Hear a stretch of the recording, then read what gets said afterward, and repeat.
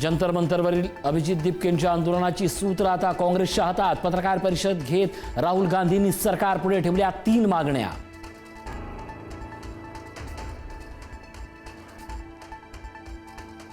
मुंबईत काँग्रेस विरोधात भाजपचं आंदोलन। टिळक भवन समोर भाजप कार्यकर्त्यांची घोषणाबाजी, पोलिसांकडून भाजप कार्यकर्त्यांची धरपकड।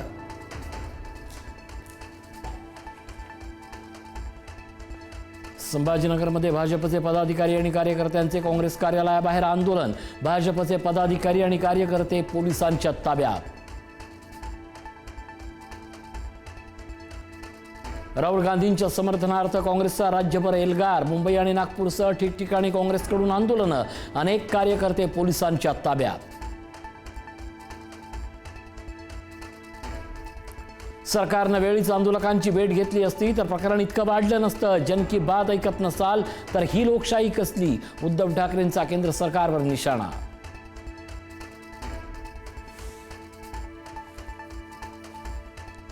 मनोज जरांगेंनी घेतली जंतर मंतरवरील आंदोलकांची भेट। आमच्याही आंदोलकांना असंच दडपण्याचा प्रयत्न केला गेला होता। विद्यार्थ्यांनी मात्र जंतर मंतरवरील जागा सोडू नये, जरांगेंचं आवाहन। विद्यार्थ्यांवरील गुन्हे मागे घ्या तरच उपोषण सोडणार। सोनम वांगचुक यांचं केंद्रीय मंत्र्यांना पत्र। शिक्षण मंत्री धर्मेंद्र प्रधानांच्या राजीनाम्याची वांगचुक यांची पत्रातून मागणी।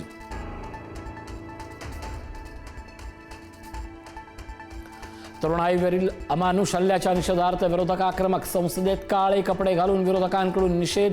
केंद्र सरकार विरोधात विरोधकांची घोषणाबाजी। केंद्रीय शिक्षण मंत्री धर्मेंद्र प्रधान यांची राहुल गांधींच्या आंदोलनावर टीका। विद्यार्थ्यांचा राजकीय साधन म्हणून वापर। एक्स पोस्ट करत धर्मेंद्र प्रधानांचा राहुल गांधींवर निशाणा।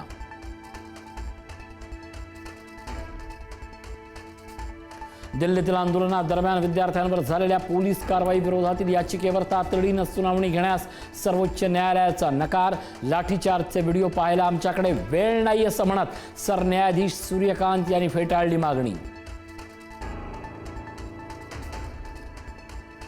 राम मंदिरातील चोरीनंही जे विचलित होत नाहीत त्यांना कशाचीच लाज उरलेली नाही। राम मंदिर दान चोरी प्रकरणी अलाहाबाद हायकोर्टाचे ताशेरे। भ्रष्टाचार प्रतिबंधक कायद्यात दुरुस्ती करण्याची कोर्टाची सूचना। निधनानंतर अजित पवारांची आज पहिली जयंती। उपमुख्यमंत्री सुनेत्रा पवारांची बारामतीत विमानघातस्थळी भेट। सुनेत्रा पवार, जय पवारांकडून अजित पवारांना अभिवादन। मुसळधार पावसानं राज्यातील धरण साठ्यात मोठी वाढ। तानसा धरण ओव्हरफ्लो झाल्यानं मुंबईकरांना दिलासा, तर कोयना, कन्हेर आणि चासकमान धरणातून पाण्याचा विसर्ग सुरू।